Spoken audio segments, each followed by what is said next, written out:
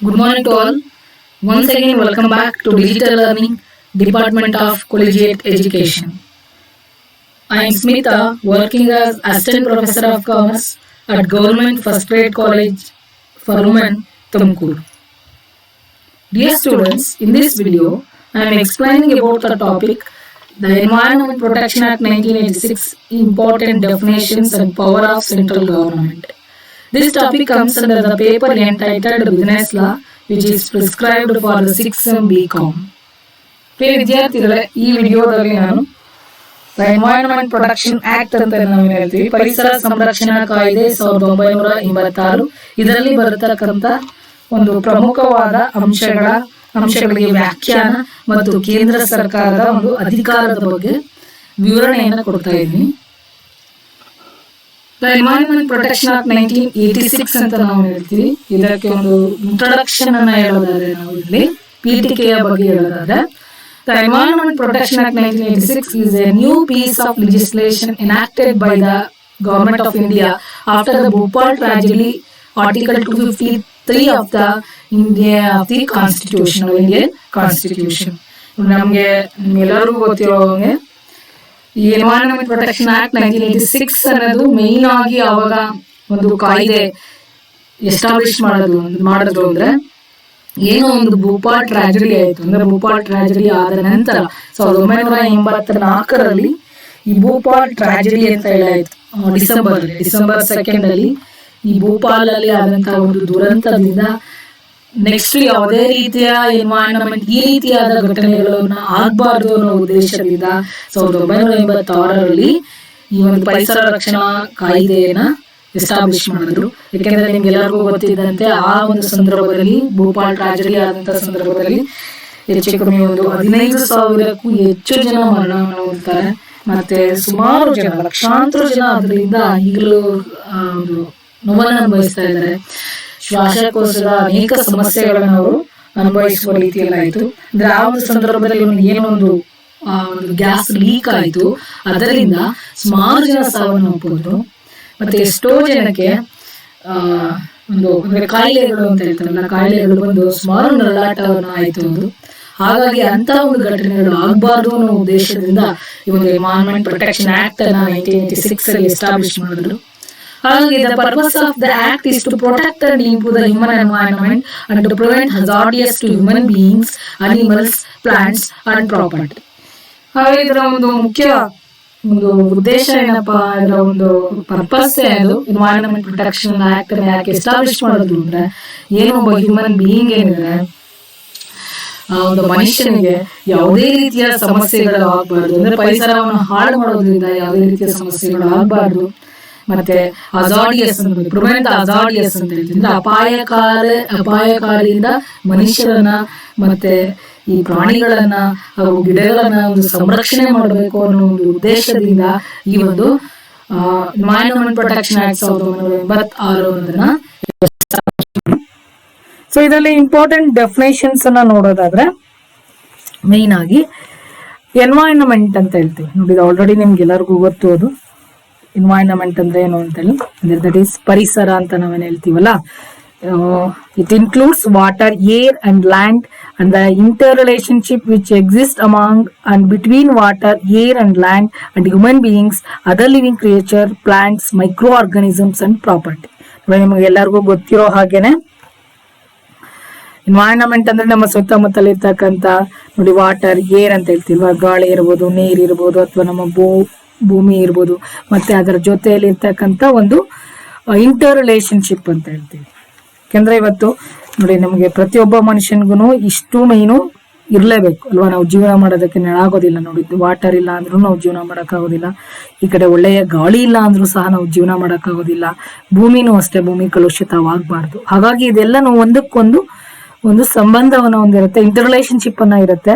ಹಾಗಾಗಿ ಏನು ಎಕ್ಸಿಸ್ಟೆನ್ಸ್ ಅಲ್ಲಿ ಇದೆ among between or water, air and land ಅಂತ ಹೇಳ್ತೀವಿ, ಅಂಡ್ ಆಲ್ಸೋ ಹ್ಯೂಮನ್ ಬೀಯಿಂಗ್, ಮತ್ತೆ ಇನ್ನ ಬೇರೆ ಲಿವಿಂಗ್ ಕ್ರಿಯೇಚರ್ಸ್ ಏನಿದೆ, ಅಥವಾ ಪ್ಲಾಂಟ್ಸ್ ನ ಏನ್ ತಗೊಂತೀವಿ, ಅಥವಾ ಸಣ್ಣ ಒಂದು ಮೈಕ್ರೋ ಆರ್ಗಾನಿಸಮ್ಸ್ ಅಂತ ಹೇಳ್ತೀವಿ, ಅಥವಾ ಪ್ರಾಪರ್ಟಿ, ಅವೆಲ್ಲವನ್ನು ಸೇರಿ ನಾವು ಎನ್ವೈರನ್ಮೆಂಟ್ ಅಂತ ಹೇಳ್ತೀವಿ. ನೆಕ್ಸ್ಟ್ ಎನ್ವೈರನ್ಮೆಂಟಲ್ ಪಲ್ಯೂಟೆಂಟ್ ಅಂತ ಹೇಳ್ತೀವಿ ನಾವು ಇದರಲ್ಲಿ. ನೆಕ್ಸ್ಟ್ ಒಂದು ಎನ್ವೈರನ್ಮೆಂಟಲ್ ಪಲ್ಯೂಟೆಂಟ್ ಅಂದ್ರೆ ಇಲ್ಲಿ ಅಂದ್ರೆ ನೋಡಿ, ಪಲ್ಯೂಟೆಂಟ್ ಅಂದ್ರೆ ಏನು, ಮಾಲಿನ್ಯಕಾರಕ ಅಂತ ಹೇಳಿ, ಪರಿಸರ ಮಾಲಿನ್ಯಕಾರಕ ಅಂತ ಹೇಳಿ.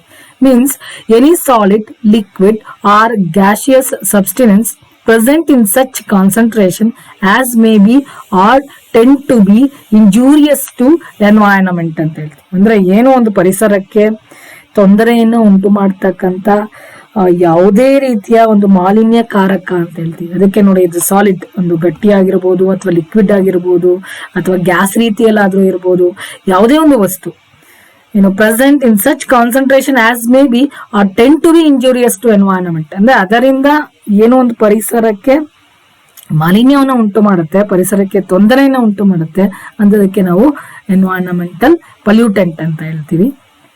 ದೆನ್ ಎನ್ವೈರನ್ಮೆಂಟಲ್ ಪಲ್ಯೂಷನ್ ಅಂದ್ರೆ ನಿಮ್ಗೆ ಆಲ್ರೆಡಿ ಇದು ಗೊತ್ತಾ ಇದೆ, it means presence in the environment of any environmental pollutant ಅಂತ ಹೇಳ್ತೀವಿ. ಅಂದ್ರೆ ಯಾವುದೇ ರೀತಿಯ ಮಾಲಿನ್ಯಕಾರಕ ಇದೆ ಅಂತಂದ್ರೆ ಅದರಿಂದ ಪರಿಸರ ಹಾನಿ ಆಗ್ತಾ ಇರುತ್ತೆ, ಅದಕ್ಕೆ ನಾವು ಎನ್ವೈರನ್ಮೆಂಟಲ್ ಪಲ್ಯೂಷನ್ ಅಂತ ಹೇಳ್ತೀವಿ. ದೆನ್ ನೆಕ್ಸ್ಟ್ ಹ್ಯಾಂಡ್ಲಿಂಗ್ ಅಂದ್ರೆ ಏನು ಅಂತ, in relation to any substance means the manufacturer, processing, treatment, package, storage, transportation, use, collection, destruction, then conversion, offering for sale, transfer are the like of such substance ಅಂತ ಹೇಳ್ತೀವಿ. ಅಂದ್ರೆ ಇಲ್ಲಿ handling ಅಂದ್ರೆ ಯಾವ ರೀತಿ ಅದನ್ನ ನಾವು ಹ್ಯಾಂಡಲ್ ಮಾಡ್ತೀವಿ, ಯಾವುದೇ ರೀತಿ ಇನ್ ರಿಲೇಷನ್ ಟು ಎನಿ ಸಬ್ಸ್ಟಿನೆನ್ಸ್ ಅಂದ್ರೆ ನೋಡಿ, ಯಾವುದೇ ಒಂದು ವಸ್ತು, ಯಾವುದೇ ರೀತಿಯ ವಸ್ತುಗೆ ಸಂಬಂಧಪಟ್ಟದಿರ್ಬೋದು, ಅದರ ಉತ್ಪಾದನೆ ಇರ್ಬೋದು, ನೋಡಿ ಮ್ಯಾನುಫ್ಯಾಕ್ಚರ್ ಅಂತ ಹೇಳ್ತೀವಿ, ಅಥವಾ ಅದರ ಪ್ರೋಸೆಸಿಂಗ್ ಅಂತ ಹೇಳ್ತೀವಿ, ಅದರ ಯಾವ ರೀತಿ ಸಂರಕ್ಷಣೆಯನ್ನ ಮಾಡ್ತಾ ಇದೀವಿ, ಯಾವ ರೀತಿ ಚಿಕಿತ್ಸೆ ಮಾಡ್ತಾ ಇದೀವಿ, ಅಥವಾ ಅದಕ್ಕೆ ಸಂಬಂಧಪಟ್ಟಂತೆ ಯಾವ ರೀತಿ ಅದನ್ನ ಪ್ಯಾಕೇಜ್ ಯಾವ ತರ ಇದೆ, ಸಂರಕ್ಷಣೆ ಯಾವ ರೀತಿ ಇದೆ, ಅದನ್ನ ಸಾರಿಗೆ ಯಾವ ವ್ಯವಸ್ಥೆ ಯಾವ ರೀತಿ ಇದೆ ನೋಡಿ, ಟ್ರಾನ್ಸ್ಪೋರ್ಟೇಷನ್ ಇರ್ಬೋದು, ಯೂಸ್ ಇರ್ಬೋದು, ಅಥವಾ ಅದನ್ನ ಸಂಗ್ರಹಣೆ ಮಾಡೋದಿರ್ಬೋದು, collection, destruction, conversion, offering for sale, ಯಾವ ರೀತಿ ಮಾರಾಟವನ್ನ ಮಾಡ್ತಿದ್ದಾರೆ, transfer of the like of such substance ಅಂತ ಹೇಳ್ತೀವಿ. ಅಂದ್ರೆ ಯಾವುದೇ ರೀತಿಯ ವಸ್ತುನ ಯಾವ ರೀತಿ ಅದನ್ನ ನೋಡ್ತೇವೆ, ಯಾವ ರೀತಿ ಹ್ಯಾಂಡಲ್ ಮಾಡ್ತೀವಿ, ಯಾವುದನ್ನ ರಿಗಾರ್ಡಿಂಗ್ ಯಾವುದೇ ವಸ್ತುಗಳು ನೋಡಿ, ಸಬ್ಸ್ಟಿನೆನ್ಸ್ ಅಥವಾ ಮ್ಯಾನುಫ್ಯಾಕ್ಚರ್, ಯಾವುದಕ್ಕೆ ಉತ್ಪಾದನೆಗೆ ಸಂಬಂಧಪಟ್ಟಂತೆ ಯಾವುದೇ ಎಲ್ಲಾ ಕಾರ್ಯಗಳನ್ನ ಯಾವ ರೀತಿ ಅದನ್ನ ನಾವು ನೋಡ್ಕೊಂತಾ ಇದೀವಿ, ಯಾವ ರೀತಿ ಹ್ಯಾಂಡಲ್ ಮಾಡ್ತಾ ಇದೀವಿ, ಅದಕ್ಕೆ ನಾವು ಹ್ಯಾಂಡ್ಲಿಂಗ್ ಅಂತ ಹೇಳ್ತೀವಿ. ದೆನ್ ನೆಕ್ಸ್ಟ್ ಹಜಾರ್ಡಿಯಸ್ ಸಬ್ಸ್ಟಿನೆನ್ಸ್ ಅಂತ ಹೇಳಿ ನೋಡಿ, ಇದನ್ನ ಆಲ್ರೆಡಿ ನಿಮ್ಗೆ ಹೇಳಿದ್ದೆ, ಇದನ್ನ ಹಜಾರ್ಡಿಯಸ್ ಸಬ್ಸ್ಟಿನೆನ್ಸ್ ಅಂತಂದ್ರೆ ಯಾವುದೇ ರೀತಿಯ ಅಪಾಯಕಾರಿ ಅಂತೇಳಿ, ಅಪಾಯಕಾರಿಯನ್ನ ಉಂಟು ಮಾಡ್ತಕ್ಕಂಥದ್ದು ಅಂತ ಹೇಳಿ. ಅಂದ್ರೆ hazardous substance means any substance or preparation which by reason of its chemical or that is physiochemical properties or handling is liable to cause harm to human beings, other living creatures, plant, microorganism, property or the environment ಅಂತ ಹೇಳ್ತೀವಿ. ನೋಡಿ, ಇದರ ಅರ್ಥ ಏನಪ್ಪಾ ಅಂದ್ರೆ, hazardous ಅಂದ್ರೆ ಅಪಾಯಕಾರಿಯಾದಂತ ಸಬ್ಸ್ಟಿನೆನ್ಸ್ means ವಸ್ತು ಅಂತೇಳಿ. ಅಂದ್ರೆ ಇಲ್ಲಿ ಇದ್ರ ಅರ್ಥ ಏನಪ್ಪಾ ಅಂದ್ರೆ, ಯಾವುದೇ ವಸ್ತು ಅಥವಾ ಅದನ್ನ ಏನು ಉತ್ಪಾದನೆ ಮಾಡಿರ್ತೀವಿ, ಏನ್ ಪ್ರಿಪರೇಷನ್ ಮಾಡಿರ್ತೀವಿ, ಅದು which by reason of it's chemical ಅಂದ್ರೆ ಇಲ್ಲಿ ಇವತ್ತು ನೋಡಿ ಎಷ್ಟೋ ರಾಸಾಯನಿಕಗಳು ಇರೋದ್ರಿಂದ ಅದರ ಒಂದು ಎಫೆಕ್ಟ್ ಇಂದ ನಮ್ಗೆ ಫಿಸಿಯೋ ಕೆಮಿಕಲ್ ಪ್ರಾಪರ್ಟೀಸ್ ಏನಿದೆ, ಅದನ್ನ ಹ್ಯಾಂಡ್ಲಿಂಗ್ ಏನಿದೆ, ಅದನ್ನ ಉತ್ಪಾದನೆಯನ್ನ ಮಾಡೋದ್ರಿಂದ ಅದರಿಂದ ನಮ್ಗೆ ತುಂಬಾ ತೊಂದರೆ ಏನಾದ್ರು ಆದ್ರೆ is liable to cause harm to human beings ಅಂತ ಹೇಳ್ತೀವಿ. ನೋಡಿ, ಇವತ್ತು ಅಣ್ವಸ್ತ್ರವನ್ನ ತಯಾರು ಮಾಡ್ತಾರೆ, ಅದನ್ನ ಪ್ರಯೋಗ ಮಾಡ್ತಾರೆ, ಅದನ್ನ ಪ್ರಯೋಗ ಮಾಡೋದ್ರಿಂದ ಎಷ್ಟೋ ಒಂದು ವಿಕಿರಣಗಳು ಏನ್ ಬರುತ್ತೆ, ಅದು ಒಂದು ಗಾಳಿಯಲ್ಲಿ ಏನ್ ಬಂದು ಸೇರ್ಕೊಳ್ಳುತ್ತೆ, ಅದು ಮನುಷ್ಯನಿಗೆ ತುಂಬಾ ಒಂದು ಉಸಿರಾಟಕ್ಕೆ ತೊಂದರೆಯನ್ನ ಉಂಟು ಮಾಡುತ್ತೆ. ಇವತ್ತು ಅದಕ್ಕೆ ನೋಡಿ, ಅಣ್ವಸ್ತ್ರಗಳ ಒಂದು ಪ್ರಯೋಗವನ್ನ ತುಂಬಾ ದೂರದಲ್ಲಿ ಅದನ್ನ ಪ್ರಯೋಗ ಮಾಡ್ತಾರೆ. ಅದೇನಾದ್ರೂ ಮನುಷ್ಯ ಇರ್ತಕ್ಕಂಥ ಒಂದು ಸ್ಥಳದಲ್ಲಿ ಪ್ರಯೋಗ ಮಾಡಿತು ಅಂದ್ರೆ ಇವನ್ ಭೂಮಿಯೂ ನಾಶ ಆಗುತ್ತೆ, ಜೊತೆಗೆ ಅದರಿಂದ ಬಂದಂತ ಆ ಒಂದು ವಾಯು ಮಾಲಿನ್ಯ ಏನಾಗುತ್ತೆ, ಅದರಿಂದ ಎಷ್ಟೋ ಜನರು ಎಷ್ಟೋ ಸತಿ ಸಾವನ್ನೇ ಹೋಗ್ತಾರೆ, ಸಾಯೋ ಒಂದು ಪರಿಸ್ಥಿತಿಯೂ ಬರುತ್ತೆ. ಹಾಗಾಗಿ ಆ ರೀತಿಯಾದಂತ ಯಾವುದೇ ಒಂದು ರಾಸಾಯನಿಕ ವಸ್ತು ಇದ್ರೆ ಅದು ಜನರಿಗೆ ತೊಂದರೆಯನ್ನು ಉಂಟು ಮಾಡ್ತಾ ಇದ್ರೆ ಅದನ್ನು ಅಪಾಯಕಾರಿ ವಸ್ತು ಅಂತ ಹೇಳ್ತೀವಿ. ನೋಡಿ, harm to human being, other living creatures, plant, micro organism, property or the environment ಅಂತ ಹೇಳ್ತೀವಿ. ಮನುಷ್ಯನಿಗೊಬ್ಬನಿಗೆ ಅಲ್ಲ, ಯಾವುದೇ ರೀತಿಯ ಒಂದು ಪ್ರಾಣಿ ಪಕ್ಷಿಗಳಿಗೆ ಇರ್ಬೋದು ಅಥವಾ ಒಂದು ಗಿಡ ಮರಗಳಿಗೆ ಇರ್ಬೋದು ತೊಂದರೆ ಆಗ್ಬಾರ್ದು, ಅಥವಾ ಇವನ್ ಪ್ರಾಪರ್ಟಿನೂ ಸಹ ಅಷ್ಟೇ ಹಾಳಾಗಬಾರ್ದು. ಅಂದ್ರೆ ಹಾಳು ಮಾಡ್ತಕ್ಕಂಥ ವಸ್ತು ಇದೆ ಅಂದ್ರೆ ಅದಕ್ಕೆ ನಾವು ಹಜಾರ್ಡಿಯಸ್ ಸಬ್ಸ್ಟಿನೆನ್ಸ್ ಅಂತ ಹೇಳ್ತೀವಿ. Then occupier ಅಂದ್ರೆ ಯಾರು? In relation to any factory or premises means a person who has control over the affairs of the factory or the premises and includes in relation to any substance the person in possession of the substance ಅಂತ ಹೇಳ್ತೀವಿ. ಅಂದ್ರೆ ಇಲ್ಲಿ ನೋಡಿ ಆಕ್ಯುಪೈಯರ್ ಅಂದ್ರೆ ಯಾರಪ್ಪ ಅಂದ್ರೆ ಯಾವ್ದೋ ಒಬ್ಬ ಒಂದು ಫ್ಯಾಕ್ಟ್ರಿನ ನೋಡ್ಕೊಳ್ತಾ ಇದ್ದಾನೆ. In relation to any factory, ನೋಡಿ ಯಾವುದೇ ಒಂದು ಫ್ಯಾಕ್ಟ್ರಿ ಇರ್ಬೋದು ಅಥವಾ ಒಂದು ಸ್ಥಳ ಇರ್ಬೋದು, ಪ್ರಿಮಿಸಸ್ ಇರ್ಬೋದು, ಮೀನ್ಸ್ ಎ ಪರ್ಸನ್, ಯಾವ ಪರ್ಸನ್ ಅದನ್ನ ನೋಡ್ಕೊಳ್ತಾ ಇದ್ದಾನೆ. Person who has control over the affairs of the factory, ಫ್ಯಾಕ್ಟ್ರಿನ ಯಾರು ಕಂಟ್ರೋಲ್ ಮಾಡ್ತಾ ಇದ್ದಾರೆ ಅಥವಾ ಆ ಒಂದು ಸ್ಥಳವನ್ನ ಯಾರು ನೋಡ್ಕೊಂತಾ ಇದ್ದಾರೆ. ಅದ premises and includes in relation to any substance, ಅಥವಾ ಯಾವುದೇ ಒಂದು ವಸ್ತು, any substance, the person in possession of the substance ಅಂದ್ರೆ ಯಾರು ಅದನ್ನ ನೋಡ್ಕೊಳ್ತಾ ಇದ್ದಾನೆ, ತನ್ನ ಒಂದು ಅಸ್ತಿತ್ವದಲ್ಲಿ ತನ್ನ ಒಂದು ಕಂಟ್ರೋಲ್ ಇಟ್ಕೊಂಡಿದ್ದಾನೆ, ಅವ್ರಿಗೆ ನಾವು ಆಕ್ಯುಪೈಯರ್ ಅಂತ ಹೇಳ್ತೀವಿ. Then prescribed means prescribed by rules made under this act ಅಂತ ಹೇಳ್ತೀವಿ. ಪ್ರಿಸ್ಕ್ರೈಬ್ಡ್ ಅಂದ್ರೆ ಈ ಒಂದು ಇದರಲ್ಲಿ ಏನು ರೂಲ್ಸ್ ಅನ್ನ ಮಾಡಿರ್ತಾರಲ್ಲ, ಈ ರೀತಿ ಇರಬೇಕು ಅಂತ ಹೇಳಿ ನಿಗದಿಪಡಿಸಿರ್ತಾರೆ, ಈ ರೀತಿಯಾಗಿ ಒಂದು ರೂಲ್ ಅನ್ನ ಮಾಡಬೇಕು ಅಂತ ಹೇಳಿರ್ತಾರೆ, ಅದಕ್ಕೆ ನಾವು ಇಲ್ಲಿ ಪ್ರಿಸ್ಕ್ರೈಬ್ಡ್ ಅಂತ ಹೇಳ್ತೀವಿ. ದೆನ್ ನೆಕ್ಸ್ಟ್ ನೋಡಿ, ಇಷ್ಟು ಇಂಪಾರ್ಟೆಂಟ್ ಡೆಫಿನೇಷನ್ಸ್ ಆಯ್ತು. ದೆನ್ ನೆಕ್ಸ್ಟ್ ಬಂದು ನಿಮ್ಗೆ ಇದರಲ್ಲಿ power of central government to take measures to protect and improve environment ಅಂತ ಹೇಳ್ತೀವಿ. ಅಂದ್ರೆ ಇಲ್ಲಿ ಸೆಂಟ್ರಲ್ ಗವರ್ಮೆಂಟಿನ ಯಾವ ಪವರ್ಸ್ ಇದೆ ನೋಡಿ. ಪವರ್ ಆಫ್ ಸೆಂಟ್ರಲ್ ಗವರ್ಮೆಂಟ್ ಇರ್ತಕ್ಕಂಥ ಅಧಿಕಾರಗಳು ಯಾವ್ಯಾವ್ದಿದೆ. That is in are to government to take measures ಅಂತ ಹೇಳ್ತೀವಿ, to protect and improve environment ಅಂತ ಹೇಳಿ. ಅಂದ್ರೆ ಇಲ್ಲಿ ಒಂದು ಪರಿಸರ ಏನಿದೆ, ಪರಿಸರನ ರಕ್ಷಿಸಲು ಮತ್ತೆ ಅದನ್ನು ಸುಧಾರಿಸಲು ಯಾವ್ಯಾವ ಕ್ರಮಗಳನ್ನ ತೆಗೆದುಕೊಳ್ತಾ ಇದ್ದಾರೆ, ಕೇಂದ್ರ ಸರ್ಕಾರಗಳಿಗಿರ್ತಕ್ಕಂಥ ಒಂದು ಅಧಿಕಾರ ಏನು ಅನ್ನೋದು ಅದರ ಬಗ್ಗೆ ಇದರಲ್ಲಿ ವಿವರಣೆ ಇದೆ. ಯಾವ್ಯಾವ ಅಧಿಕಾರಗಳಿದೆ ಅಂದ್ರೆ, subject to the provision of this act the central government shall have the power to take all such measures as it deems necessary or expedient for the purpose of protecting and improving the quality of the environment and preventing, controlling and abating environmental pollution ಅಂತ ಹೇಳ್ತೀವಿ. ಅಂದ್ರೆ first power ಏನಪ್ಪಾ ಅಂದ್ರೆ ಇದರಲ್ಲಿ subject to the provision of this act ಅಂದ್ರೆ ಈ act ಗೆ ಸಂಬಂಧಪಟ್ಟಂತೆ ಸೆಂಟ್ರಲ್ ಗವರ್ಮೆಂಟ್ ನೋಡಿ ಏನ್ ಮಾಡ್ತಾರೆ ಅಂದ್ರೆ ಏನೆಲ್ಲ ಪವರ್ಸ್ ಇದೆ ಅಂದ್ರೆ ದೇ ಟೇಕ್ ದಿ ಮೆಜರ್ಸ್ ಅಂತ ಹೇಳ್ತೀವಿ. ಅಂದ್ರೆ ಇಲ್ಲಿ ಅವರು ಅವರದೇ ಆದಂತಹ ಕೆಲವು ಕ್ರಮಗಳನ್ನ ತಗೋಬಹುದು, ಎಲ್ಲಿ ಬೇಕೋ ಅಲ್ಲಿ ಆ ಡೀಮ್ಸ್ ನೆಸಸರಿ ಅಂತ ಹೇಳ್ತೀವಿ. ಇಲ್ಲಿ ಅವಶ್ಯಕತೆ ಇದೆಯೋ ಅಲ್ಲಿ ಕೆಲವು ಕ್ರಮಗಳನ್ನ ತೆಗೆದುಕೊಳ್ಳೋದಕ್ಕೆ ಅವ್ರಿಗೆ ಅಧಿಕಾರ ಇದೆ. Expedient for the purpose of protecting ಅಂತ ಹೇಳ್ತೀವಿ, ರಕ್ಷಣೆಯನ್ನ ಮಾಡೋದು, ಅದನ್ನ ಸುಧಾರಣೆಯನ್ನ ಮಾಡೋದು. Improving the quality of the environment, ಒಟ್ಟು ಏನು ಒಂದು ಪರಿಸರ ಒಂದು ಸಂರಕ್ಷಣೆ ಆಗ್ಬೇಕು, ಅದರ ಒಂದು ಕ್ವಾಲಿಟಿ ಅನ್ನೋದು ಇಂಪ್ರೂವ್ ಆಗ್ಬೇಕು, ಮತ್ತೆ ಎನ್ವೈರನ್ಮೆಂಟ್ ಪೊಲ್ಯೂಷನ್ ಆಗದೆ ಅದು ಕಂಟ್ರೋಲ್ ಮಾಡಬೇಕು, ಅಥವಾ environment and preventing and controlling ಅಂತ ಹೇಳ್ತೀವಿ. ಅಥವಾ ಅದನ್ನ ಏನು ಯಾವುದೇ ರೀತಿಯ ಸಮಸ್ಯೆಗಳಾಗದ ರೀತಿ ನಿಯಂತ್ರಣ ಮಾಡಬೇಕು. ಮತ್ತೆ ಆಲ್ಸೋ ತಗ್ಗಿಸೋದು ನೋಡಿ, ಅಬ್ಯಾಟಿಂಗ್ ಅಂದ್ರೆ ತಗ್ಗಿಸೋದು. ಇವಾಗ ಕೆಲವು ಸತಿ ಏನಾಗುತ್ತೆ, ಕೆಲವು ಕಡೆ ನಾವು ಆಗ್ತಕ್ಕಂತ ಒಂದು ಪೊಲ್ಯೂಷನ್ ಅನ್ನ ನಾನು ಏನು ಮಾಡಕ್ ಆಗೋದಿಲ್ಲ, ಆದ್ರೆ ತಗ್ಗಿಸ್ಬೋದು, ಕಡಿಮೆ ಮಾಡಬಹುದು. ಸಾಧ್ಯ ಆದಷ್ಟು ಅದನ್ನ ಕಡಿಮೆ ಮಾಡೋದಕ್ಕೆ ಇವರು ಪ್ರಯತ್ನ ಪಡ್ತಾ ಇದ್ದಾರೆ. ಅಂದ್ರೆ ಎನ್ವೈರನ್ಮೆಂಟ್ ಪೊಲ್ಯೂಷನ್ ಆಗದೆ ಇರೋ ರೀತಿ ತಗ್ಗಿಸೋದು, ಅಥವಾ ಅದನ್ನ ಕಡಿಮೆ ಮಾಡೋದು, ಅಥವಾ ಅದನ್ನ ಆಗದೇ ಇರೋ ರೀತಿಯಲ್ಲಿ ನೋಡ್ಕೊಳ್ತಕ್ಕಂಥದ್ದು. Next, in particular and without prejudice to generality of the provision of subsection 1, such measures may include measures with respect to all or any of the following matters, namely. in particular ಆಗಿ ಹೇಳಬೇಕು ಅಂದ್ರೆ, ಈ ಒಂದು particular ಆಗಿ ಇದಕ್ಕೆ ಸಂಬಂಧಪಟ್ಟಂತೆ ಹೇಳೋದಾದ್ರೆ, ಅಂದ್ರೆ ಯಾವುದೇ ರೀತಿಯ ಪ್ರೆಜರೈಸ್ ಅಂದ್ರೆ ಯಾವುದೇ ರೀತಿ ನೋಡಿ, ಒಂದು ಇಂಡಿವಿಜುವಲ್ ಆಗಿ ಪೂರ್ವಾನುಗ್ರಹ ಅಂತ ಹೇಳ್ತೀವಿ ನೋಡಿ, ಮೊದಲೇ ಇದೆ ಹಿಂಗೆ ನಮಗೆ ತೊಂದರೆ ಕೊಡಬೇಕು ಅನ್ನೋ ಉದ್ದೇಶ ರೀತಿಯಲ್ಲಿ ಇರೋದಿಲ್ಲ. ಇಲ್ಲಿ prejudice to the generality of the provision of subsection 1 ಅಲ್ಲಿ ಏನ್ ಹೇಳ್ತಾರೆ ಅಂದ್ರೆ, ಯಾವ್ಯಾವ ಮೆಜರ್ಸ್ ಅನ್ನ ತಗೊಂಡಿದ್ದಾರೆ ಅಂತ ಹೇಳ್ತಾರೆ ಅಂದ್ರೆ, ಇದು ಯಾವ್ಯಾವ ಒಂದು ಸುಧಾರಣಾ ಕ್ರಮಗಳು ಅಂತ ಹೇಳ್ತೀವಲ್ಲ, ಮೆಜರ್ಸ್ ಅಂತ ಹೇಳಿ. ಸುಧಾರಣಾ ಕ್ರಮಗಳು ಯಾವ್ಯಾವ್ದಿದೆ ಇದಕ್ಕೆ ಅಂತಂದ್ರೆ, coordination of actions by the state governments officers and other authorities. ಇವತ್ತೇನಂದ್ರೆ ಸಮನ್ವಯತೆಯನ್ನ ಕಾಪಾಡ್ತಕ್ಕಂಥದ್ದು. ನೋಡಿ, coordination of actions by the state government.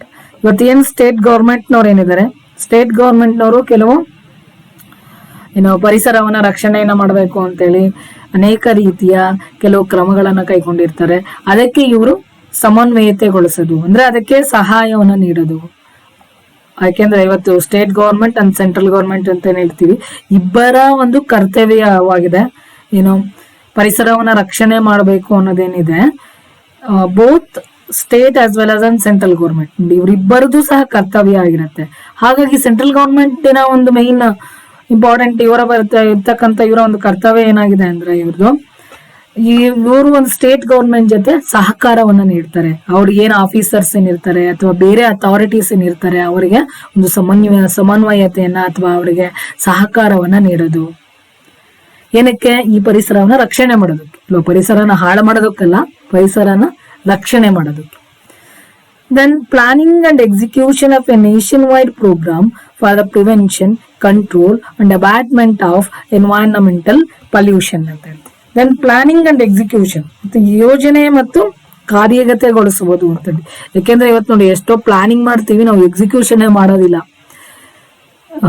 ಕೆಲವು ಟೈಮ್ ನೋಡಿ, ಎಷ್ಟೋ ಟೈಮ್ ನಾವೆಲ್ಲ ಏನಪ್ಪಾ ಅಂದ್ರೆ ಪ್ಲಾನಿಂಗ್ ತುಂಬಾ ಚೆನ್ನಾಗಿ ಮಾಡ್ತೀವಿ. ಹಂಗಿರ್ಬೇಕು, ಹೀಗಿರ್ಬೇಕು, ಈ ರೀತಿಯ ಸಂರಕ್ಷಣೆ ಮಾಡಬೇಕು, ಇಲ್ಲೆಲ್ಲ ಗಿಡಗಳನ್ನ ಹಾಕ್ಬೇಕು, ಇಲ್ಲೆಲ್ಲ ನೀರು ಹಾಳಾಗ್ತಾ ಇದೆ, ಅದನ್ನೆಲ್ಲ ನಾವು ಹಾಳಾಗದೇ ರೀತಿ ನೋಡ್ಕೋಬೇಕು ಅಂತೇಳಿ ಎಲ್ಲ ಯೋಚನೆಯನ್ನ ಮಾಡ್ತೀವಿ. ಆದ್ರೆ ಎಷ್ಟೋ ಸತಿ ಅದನ್ನ ನಾವೇನ್ ಮಾಡ್ತೀವಿ ಅಂದ್ರೆ ಎಕ್ಸಿಕ್ಯೂಷನ್ ಮಾಡೋದಿಲ್ಲ.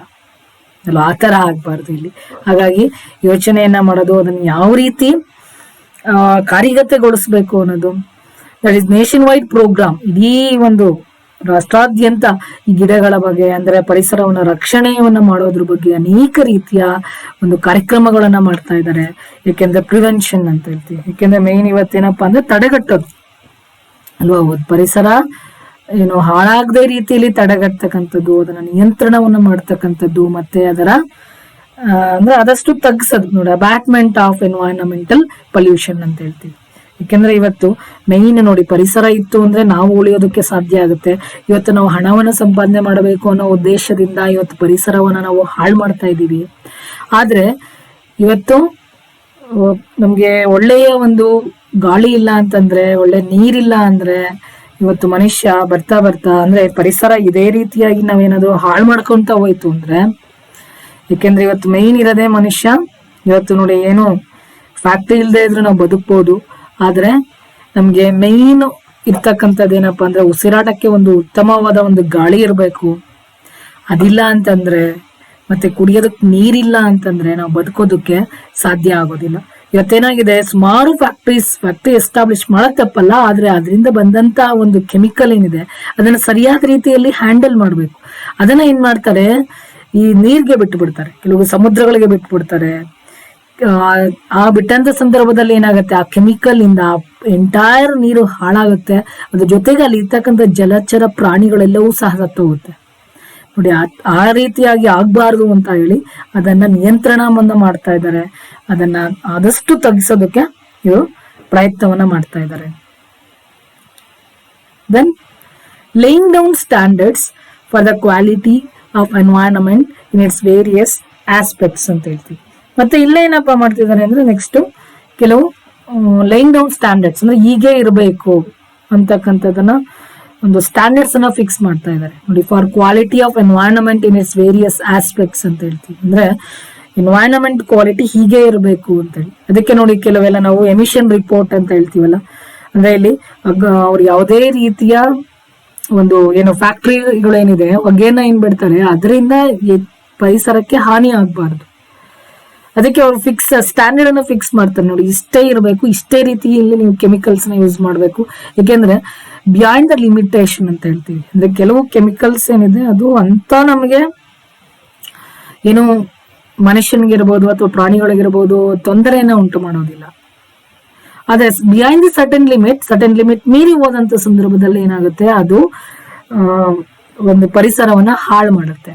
ಹಾಗಾಗಿ ಇವ್ರೇನ್ ಮಾಡ್ತಾರೆ ಅಂದ್ರೆ ಒಂದು ಹೀಗೆ ಇರಬೇಕು ಅಂತಕ್ಕಂಥ ರೀತಿಯಲ್ಲಿ ಒಂದು ಸ್ಟ್ಯಾಂಡರ್ಡ್ಸ್ ಅನ್ನ ಫಿಕ್ಸ್ ಮಾಡ್ತಾ ಇದ್ದಾರೆ. ಅಂದ್ರೆ ಅದಕ್ಕೆ ಮೀರಿ ಹೋಗ್ಬಾರ್ದು. Then also laying down standards for emission or discharge of environment pollutants from various sources whatsoever ಅಂತ ಹೇಳ್ತೀವಿ. ಅಂದ್ರೆ ಯಾವುದೇ ರೀತಿಯ ಮೂಲಗಳಿಂದ ಏನಿದೆ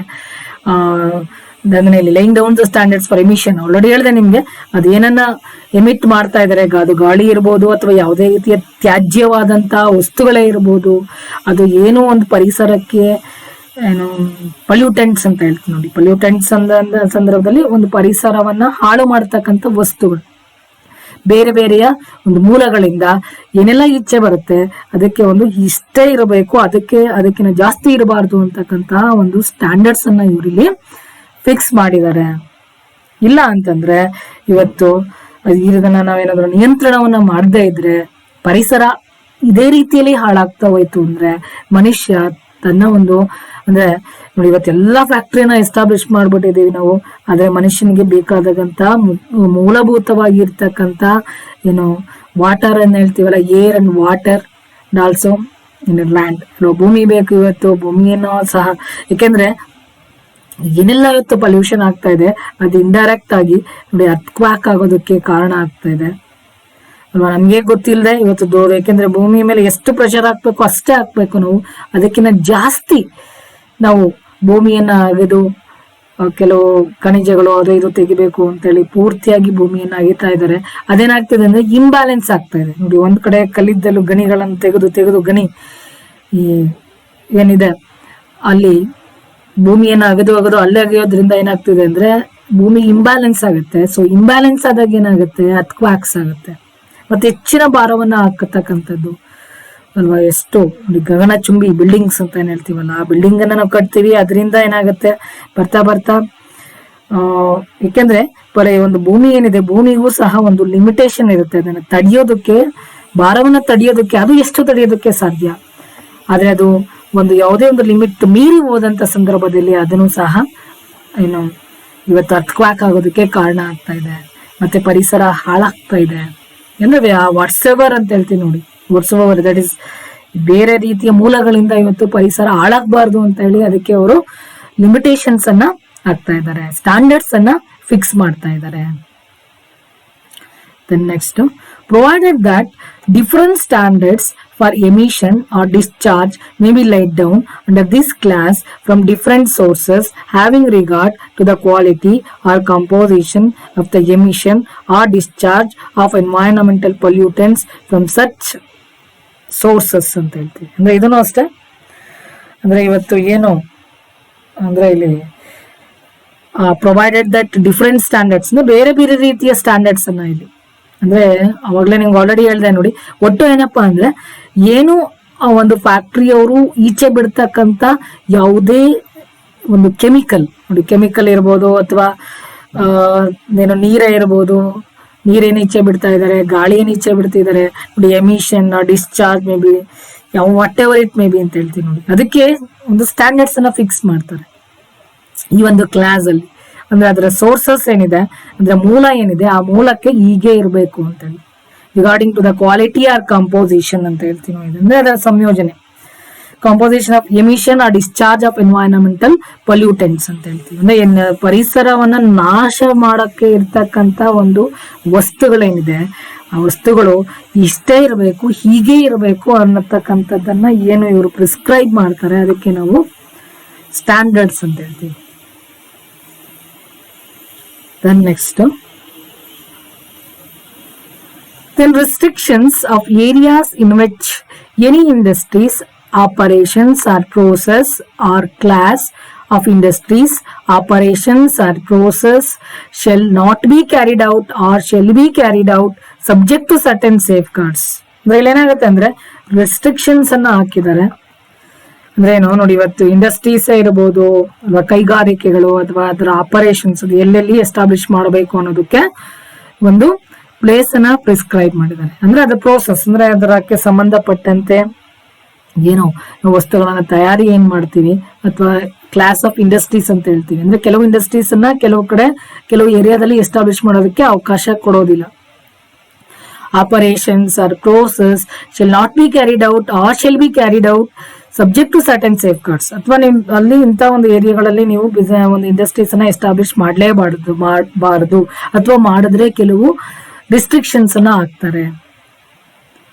ಅಂದ್ರೆ ಇಲ್ಲಿ ನೋಡಿ, ನಿಮ್ಗೆ ಗೊತ್ತಿದ್ದಂಗೆ ಇಂಡಸ್ಟ್ರಿಯಲ್ ಏರಿಯಾಸ್ ಅಂತ ಇರುತ್ತೆ ಅಲ್ವಾ. ಇಂಡಸ್ಟ್ರಿಯಲ್ ಏರಿಯಾಸ್ ಅಲ್ಲಿ ಮಾತ್ರನೇ ಇಂಡಸ್ಟ್ರೀಸ್ ಅನ್ನ ಎಸ್ಟಾಬ್ಲಿಷ್ ಮಾಡಬೇಕು.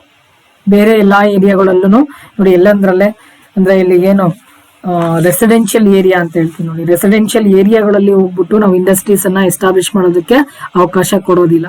ಅವ್ರು ಇನ್ ಕೇಸ್ ಎಸ್ಟಾಬ್ಲಿಷ್ ಮಾಡಿದ್ದಾರೆ ಅಂದ್ರೂ ಅವ್ರು ಬಂದು ಯಾರಾದ್ರೂ ಕಂಪ್ಲೇಂಟ್ ಕೊಟ್ರೆ ಗೊತ್ತಾದ್ರೆ ಅದನ್ನ ಕ್ಲೋಸ್ ಮಾಡಿಸ್ಬಿಡ್ತಾರೆ. ಹಾಗಾಗಿ ನೋಡಿ, ಇದಕ್ಕೆ ರಿಸ್ಟ್ರಿಕ್ಷನ್ಸ್ ಮಾಡ್ತಾರೆ, ಏರಿಯಾ ರಿಸ್ಟ್ರಿಕ್ಷನ್ಸ್ ಇದೆ. ನೀವೆಲ್ಲಿ ಇಂಡಸ್ಟ್ರೀಸ್ಗೆ ಉತ್ಪಾದನೆಗೆ ಸಂಬಂಧಪಟ್ಟಂತೆ ಅಥವಾ ಕೈಗಾರಿಕೆಗಳಿಗೆ ಸಂಬಂಧಪಟ್ಟಂತೆ ಇಂಥ ಏರಿಯಾಗಳಲ್ಲೇ ಮಾತ್ರನೇ ನೀವು ಇಂಡಸ್ಟ್ರೀಸ್ ಅನ್ನ ಎಸ್ಟಾಬ್ಲಿಷ್ ಮಾಡಬೇಕು ಅಂತ ಹೇಳಿ. ಇಲ್ಲಂದ್ರಲ್ಲೇ ನಾವು ಮಾಡೋದಕ್ಕೆ ಸಾಧ್ಯ ಇಲ್ಲ. ಇನ್ ಕೇಸ್ ಮಾಡಿದ್ರೆ ಅಲ್ಲಿ ಸೇಫ್ ಗಾರ್ಡ್ಸ್ ಇರಬೇಕು. ಅಂದ್ರೆ ನೀವು ಯಾವ ರೀತಿ ಸುರಕ್ಷತೆಯನ್ನು ತಗೊಂಡಿದ್ದೀರಾ ಅನ್ನೋದನ್ನು ಸಹ ಅವರು ಮೆನ್ಷನ್ ಮಾಡ್ತಾರೆ. ನೋಡಿ, ಹೀಗೆ ಇರಬೇಕು, ನೀವೆಲ್ಲ ಎಸ್ಟಾಬ್ಲಿಷ್ ಮಾಡಿದ್ರೆ ಸುರಕ್ಷತಾ ಕ್ರಮಗಳನ್ನು ನೀವು ತಗೋಬೇಕು ಅಂತ. ಯಾಕೆಂದ್ರೆ ಕೆಲವು ಸತಿ ಎಸ್ಟಾಬ್ಲಿಷ್ ಮಾಡಿರ್ತಾರೆ, ಆದ್ರೆ ಅದರಿಂದ ಸುತ್ತಮುತ್ತ ಇರೋ ಜನರಿಗೆ ಅಷ್ಟಾಗಿ ಸಮಸ್ಯೆ ಉಂಟು ಮಾಡಬಾರ್ದು. ಅದು then laying down procedures and safeguards for the prevention of accidents which may cause environmental pollution and remedial measures for such accidents. ಮತ್ತೆ ಇದರಲ್ಲೂ ಅಷ್ಟೇ ಕೆಲವು ಹೀಗೆ ಇರಬೇಕು ಅಂತಕ್ಕಂಥ ಒಂದು ಪ್ರೊಸೀಜರ್ಸ್ ಅನ್ನ ಫಿಕ್ಸ್ ಮಾಡಿದ್ದಾರೆ. ಅಂಡ್ ಆಲ್ಸೋ ಸೇಫ್ ಗಾರ್ಡ್ಸ್ ಅಂದ್ರೆ ಇಲ್ಲಿ ನೋಡಿ, ಸುರಕ್ಷತೆ ಕ್ರಮಗಳನ್ನು ತಗೋಬೇಕು ಅವರು for the prevention of accidents. ನೋಡಿ, ಕೆಲವು ಟೈಮ್ ಏನಾಗುತ್ತೆ, ಇಂಡಸ್ಟ್ರೀಸ್ ಇದೆ ಅಂತಂದ್ರೆ ಅದೇನಾದ್ರೂ ಹೆಚ್ಚು ಕಮ್ಮಿ ಆಗಿ ಎಕ್ಸ್ಪ್ಲೋರ್ಡ್ ಆಗುವಂತ ಸಂದರ್ಭದಲ್ಲಿ ಯಾವ ರೀತಿಯ ಒಂದು ಸುರಕ್ಷತಾ ಕ್ರಮಗಳನ್ನ ತಗೋಬೇಕು ಅನ್ನೋದ್ರ ಬಗ್ಗೆನೂ ಸಹ ಇವರು ಒಂದು ಸ್ಟ್ಯಾಂಡರ್ಡ್ಸ್ ಅನ್ನ ಫಿಕ್ಸ್ ಮಾಡ್ತಾರೆ. ಅದಕ್ಕೆ ನೋಡಿ, ಕೆಲವು ಕಡೆ ಏನು ಇದೆ ಹೇಳ್ತೀವಿ ನೋಡಿ, ಇದಕ್ಕೇನು ಬೆಂಕಿ ಆರಿಸ್ತಕ್ಕಂತ ಇದನ್ನ ವಸ್ತುಗಳನ್ನ, ಅದಕ್ಕೆ ಬೇಕಾಗಿರ್ತಕ್ಕಂಥ ವಸ್ತುಗಳನ್ನ ಫ್ಯಾಕ್ಟ್ರಿಗಳಲ್ಲಿ ಅಲ್ಲಲ್ಲಿ ಎಲ್ಲ ಕಡೆನೂ ಇಟ್ಟಿರ್ತಾರೆ. ನೀರು ಅಷ್ಟೇ, ನೀರನ್ನು ಯಾಕಂದ್ರೆ ನೀರ್ ಹಾಕ್ಬೋದು ಅಥವಾ ಅದಕ್ಕೆ ಬೆಂಕಿ ಆರಿಸ್ತಕ್ಕಂಥಕ್ಕೆ ಮರಳಾದ್ರೂ ನಾವು ಎಸಿಬಹುದು, ಅಥವಾ ಅದು ಒಟ್ಟು ಉರಿದೇ ರೀತಿಯಲ್ಲಿ ಅಥವಾ ಏನಾದ್ರು ಕೆಲವು ಸಂದರ್ಭದಲ್ಲಿ ಇನ್ ಕೇಸ್ ಅದೇನಾದ್ರು ಫ್ಯಾಕ್ಟ್ರಿ ಏನಾದ್ರು ಹತ್ಕೊಂಡ್ಬಿಡ್ತು, ಬೆಂಕಿ ಹತ್ಕೊಂಡ್ಬಿಡ್ತು ಅಂದ್ರೆ ಅದಕ್ಕೆ ಆರಿಸೋದಕ್ಕೆ ಏನೆಲ್ಲ ಕ್ರಮಗಳನ್ನು ತಗೊಂಡಿದ್ದೀರಾ ಅನ್ನೋದ್ರ ಬಗ್ಗೆನೂ ಸಹ ಇಲ್ಲಿ ಅವರು ಅಂದ್ರೆ ಅದನ್ನ ಇಲ್ಲಿ ಸುರಕ್ಷತಾ ಕ್ರಮಗಳು ಅದ್ರ ಬಗ್ಗೆನೂ ಒಂದು ಪ್ರೊಸೀಜರ್ಸ್ ಅನ್ನ ಹೇಳ್ತಾರೆ. ಯಾಕಂದ್ರೆ ಇವತ್ತು ಕೆಲವು ಸತಿ ಎನ್ವೈರನ್ಮೆಂಟ್ ಪೊಲ್ಯೂಷನ್ ಆಗೋಗುತ್ತೆ, ಆದಂತ ಸಂದರ್ಭದಲ್ಲಿ ನೀವು ಏನೆಲ್ಲ ರೆಮಿಡಿಯಲ್ ಮೆಜರ್ಸ್ ಅನ್ನ ತಗೊಂಡಿದ್ದೀರಾ, ಅಥವಾ ಆಕ್ಸಿಡೆಂಟ್ಸ್ ಅನ್ನ ಆಗದೇ ಇರೋ ರೀತಿಯಲ್ಲಿ, ಅಥವಾ ಇನ್ ಕೇಸ್ ಏನು ಆಗ್ತಾ ಇದೆ ಅಂದ್ರೆ ಅದನ್ನ ಸಂರಕ್ಷಣೆ ಮಾಡೋದಕ್ಕೆ ನೀವೇನೆಲ್ಲ ಒಂದು ಕ್ರಮಗಳನ್ನ ತಗೊಂಡಿದ್ದೀರಾ ಅನ್ನೋದ್ರ ಬಗ್ಗೆನೂ ಸಹ ಇವರು ಇದರಲ್ಲಿ ಕೆಲವು ಪ್ರೊಸೀಜರ್ಸ್ ಅನ್ನ ಹೇಳಿದ್ದಾರೆ. ಮತ್ತೆ ಇನ್ನೊಂದೇನಪ್ಪಾ ಅಂದ್ರೆ, ಕೆಲವು ಕಡೆ ನೋಡಿ ಫ್ಯಾಕ್ಟ್ರಿ ಇದೆ ಅಂದ್ಮೇಲೆ ಕೆಲವು ಸತಿ ಪೊಲ್ಯೂಷನ್ ಆಗೋಗ್ತಿರುತ್ತೆ. ಅದಕ್ಕೆ ಇವ್ರೇನ್ ಮಾಡ್ತಾರೆ ಅಂದ್ರೆ ಆಲ್ಟರ್ನೇಟಿವ್ ಆಗಿ ಇನ್ನೊಂದು ಕಡೆ ಒಂದು ಕೆಲವು ಪ್ಲೇಸಸ್ ಅನ್ನ ತಗೊಂಡು ಅಲ್ಲಿ ಗಿಡ ಮರಗಳನ್ನ ಬೆಳೆಸೋದು. ಅಂದ್ರೆ ಇಲ್ಲಿ ಕೆಲವು ಸತಿ ನೋಡಿ, ಕೆಲವು ಇಂಡಸ್ಟ್ರೀಸ್ ಅನ್ನ ಏನು ಮಾಡಕ್ ಆಗೋದಿಲ್ಲ, ಎಸ್ಟಾಬ್ಲಿಷ್ ಮಾಡಿರ್ತಾರೆ, ಅದರಿಂದ ಪರಿಸರ ಹಾಳಾಗ್ತಾ ಇರುತ್ತೆ. ಅಲ್ಲಿ ಹಾಳಾಗಿರೋದನ್ನಾದ್ರೂ ಅಟ್ಲೀಸ್ಟ್ ಅದನ್ನ ಬ್ಯಾಲೆನ್ಸ್ ಮಾಡೋದಕ್ಕೆ ಬೇರೆ ಕಡೆ ಏನೋ ಒಂದು ಕೆಲವು ಪ್ಲೇಸಸ್ ಅನ್ನ ಅಡಾಪ್ಟ್ ಮಾಡ್ಕೊಂಡು ಅಲ್ಲಿ ಗಿಡ ಮರಗಳನ್ನ ಬೆಳೆಸ್ತಕ್ಕಂತ ಒಂದು ಕಾರ್ಯಗಳನ್ನು ಸಹ ಇವರು ಮಾಡ್ತಾ ಇದ್ದಾರೆ. Then next is laying down procedures and safeguards for the handling of hazardous substances. ಅದಕ್ಕೂ ಒಂದು ಪ್ರೊಸೀಜರ್ಸ್ ಅನ್ನ ಮಾಡಿದ್ದಾರೆ. ಯಾವ ರೀತಿ ಒಂದು ಹಜಾರ್ಡಿಯಸ್ ಸಬ್ಸ್ಟಿನೆನ್ಸ್ ಅಂತ ಹೇಳ್ತೀವಿ ಅಂದ್ರೆ ಅಪಾಯಕಾರಿ ವಸ್ತುಗಳನ್ನ ನೀವು ಯಾವ ರೀತಿಯಾಗಿ ಅದನ್ನ ಹ್ಯಾಂಡಲ್ ಮಾಡ್ತೀರಾ, ಅದಕ್ಕೂ ಸಹ ಕೆಲವು ಪ್ರೊಸೀಜರ್ಸ್ ಅನ್ನ ಇವರು ಮೆನ್ಷನ್ ಮಾಡಿದ್ದಾರೆ. Then examination of such manufacturing process materials and substances as are likely to cause environmental pollution. ಅಂದ್ರೆ examination of such manufacturing process ಅಂದ್ರೆ ಕೆಲವು ಏನು ಪರಿಸರಕ್ಕೆ ಹಾನಿಯನ್ನು ಉಂಟು ಮಾಡ್ತಕ್ಕಂತ ಕೆಲವು ಯಾವ ಒಂದು ಉತ್ಪಾದಕ ಘಟಕಗಳಿದೆ ಅದರಲ್ಲಿ ಹೋಗ್ಬಿಟ್ಟು ಇವರು ಇನ್ಸ್ಪೆಕ್ಷನ್ ಮಾಡ್ತಾರೆ, ಎಕ್ಸಾಮಿನ್ ಮಾಡ್ತಾರೆ, ಅಂದ್ರೆ ಚೆಕ್ ಮಾಡ್ತಾರೆ ಇದು ಯಾವ ರೀತಿಯ ಒಂದು ಕೆಮಿಕಲ್ ಇದೆ, ಇದು ಮನುಷ್ಯನಿಗೆ ತೀರಾ ಹಾನಿಯನ್ನು ಉಂಟು ಮಾಡುತ್ತಾ ಅನ್ನೋದನ್ನ ಅವರು ಚೆಕ್ ಮಾಡ್ತಾರೆ. ಮೆಟೀರಿಯಲ್ಸ್ ಇರ್ಬೋದು ಅಥವಾ ಸಬ್ಸ್ಟಿನೆನ್ಸ್ ಅಂದ್ರೆ ಯಾವುದೇ ವಸ್ತು as are likely to cause environmental pollution ಅಂತ ಹೇಳ್ತೀವಿ. ಏನು ಎನ್ವೈರನ್ಮೆಂಟಲ್ ಒಂದು ಪರಿಸರ ಒಂದು ಹಾನಿಕಾರಕವಾದಂತ ಒಂದು ವಸ್ತು ಏನಿದೆ ಅದನ್ನ ಅವರು ಬಿಟ್ಟು ಅಲ್ಲಿ ಚೆಕ್ ಮಾಡ್ತಾರೆ, ಪರೀಕ್ಷೆ ಮಾಡ್ತಾರೆ. Then next is carrying out and sponsoring investigations and research relating to problem of environmental pollution ಅಂತ ಹೇಳ್ತೀವಿ. ಅಂದ್ರೆ ಈ ರೀತಿಯಾದಂತಹ ಒಂದು ಸಂದರ್ಭದಲ್ಲಿ ಯಾವುದೇ ರೀತಿಯ ಇನ್ವೆಸ್ಟಿಗೇಷನ್ಸ್ ಅಲ್ಲಿ ಹೋಗ್ಬಿಟ್ಟು ಇನ್ವೆಸ್ಟಿಗೇಟ್ ಮಾಡೋದು, ಮತ್ತೆ ಅಗೈನ್ ಅಲ್ಲಿ ಸಂಶೋಧನೆಯನ್ನ ಮಾಡೋದು, ರಿಸರ್ಚ್ ಅಂತ ಹೇಳ್ತೀವಿ. Research relating to problems of environmental pollution. ಅಂದ್ರೆ ಇವತ್ತು ಎನ್ವೈರನ್ಮೆಂಟ್ ಪೊಲ್ಯೂಷನ್ ಆಗ್ತಾ ಇದೆ, ಪರಿಸರ ಹಾನಿ ಆಗ್ತಾ ಇದೆ, ಇದಕ್ಕೆ ಕಾರಣಗಳೇನು, ಇದರ ಬಗ್ಗೆ ಇವರು ಒಂದು ಸಂಶೋಧನೆಗಳನ್ನ ನಡೆಸ್ತಕ್ಕಂಥದ್ದು. Then inspection of any premises, plant, equipment, machinery, manufacturing or other process, materials or substances are giving by order of such directions to such authorities, officers or persons as it may consider necessary to take steps for the prevention, control and abatement of environmental pollution. ನೋಡಿ, ಇದಕ್ಕೆ ಸಂಬಂಧಪಟ್ಟಂತೆ ಇವತ್ತು ಏನೆಲ್ಲ ಒಂದು premises ಇದೆ ಅಲ್ಲಿಗೆ inspection ಅನ್ನ ಮಾಡ್ತಾರೆ, ಮಿಷನರೀಸ್ ಅನ್ನ ಇನ್ಸ್ಪೆಕ್ಷನ್ ಅನ್ನ ಮಾಡ್ತಾರೆ, ಅಥವಾ ಅಲ್ಲಿರ್ತಕ್ಕಂಥ ಒಂದು ಅಧಿಕಾರಿಗಳಿಗೆ ಏನಿರ್ತಾರೆ, ಅಥಾರಿಟೀಸ್ ಏನಿರ್ತಾರೆ, ಅವರಿಗೆ ಒಂದು ಡೈರೆಕ್ಷನ್ ಅನ್ನ ಕೊಡ್ತಾರೆ, ಆಫೀಸರ್ಸ್ಗೆ ಒಂದು ಡೈರೆಕ್ಷನ್ ಅನ್ನ ಕೊಡ್ತಾರೆ. ಹೋಗಿ ಅಲ್ಲಿ ಹೋಗ್ಬಿಟ್ಟು ಇನ್ಸ್ಪೆಕ್ಟ್ ಮಾಡಿ ಏನಾದ್ರು ಹಾನಿಕಾರಕವಾಗಿದ್ರೆ ಅದರ ಮೇಲೆ ಅವರು ಕ್ರಮಗಳನ್ನು ಸಹ ಕೈಗೊಳ್ತಾರೆ, ಅದನ್ನ ನಿಯಂತ್ರಣ ಮಾಡಿ. ನೋಡಿ, ಅಲ್ಲಿ ಏನಾದ್ರು ಈ ರೀತಿ ಪರಿಸರಕ್ಕೆ ಹಾನಿ ಉಂಟು ಮಾಡ್ತಕ್ಕಂಥ ವಸ್ತುಗಳನ್ನ ಅವರು ಮ್ಯಾನುಫ್ಯಾಕ್ಚರ್ ಮಾಡ್ತಾ ಇದ್ದಾರೆ ಅಥವಾ ಅಂತಹ ವಸ್ತುಗಳನ್ನ ಪರಿಸರಕ್ಕೆ ಬಿಡ್ತಾ ಇದ್ದಾರೆ ಅಂದ್ರೆ ಅದನ್ನ ನಿಯಂತ್ರಿಸಿ, ಅಥವಾ ಅದನ್ನ ಪೂರ್ತಿಯಾಗಿ ನಿಯಂತ್ರಣ ಮಾಡೋದಿರ್ಬೋದು, ಅಥವಾ ಅದನ್ನ ಮಾಡದೆ ಅಂದ್ರೆ ಆ ಪರಿಸರ ಹಾನಿ ಆಗದೆ ಇರೋ ತರ ದಟ್ ಇಸ್ ಪ್ರಿವೆನ್ಷನ್, ಅಥವಾ ಕಡಿಮೆ ಮಾಡೋದು. ತುಂಬಾ ಜಾಸ್ತಿ ಆಗ್ತಿರೋ ಕೂಡ ಅಟ್ಲೀಸ್ಟ್ ಸ್ವಲ್ಪ ಆದ್ರೂ ಕಡಿಮೆ ಮಾಡೋದು. ಆ ರೀತಿಯಾದ ಒಂದು ಕ್ರಮಗಳನ್ನ ನಮ್ಮ ಒಂದು ಸೆಂಟ್ರಲ್ ಗೌರ್ಮೆಂಟ್ ತಗೊಂತಾ ಇದ್ದಾರೆ. ಇಷ್ಟು ಆಕ್ಚುಲಿ ಇನ್ನ ಮುಂದೆ ಬರುತ್ತೆ, ಅದು ನೆಕ್ಸ್ಟ್ ವಿಡಿಯೋದಲ್ಲಿ ಎಕ್ಸ್ಪ್ಲೈನ್ ಮಾಡ್ತೀನಿ.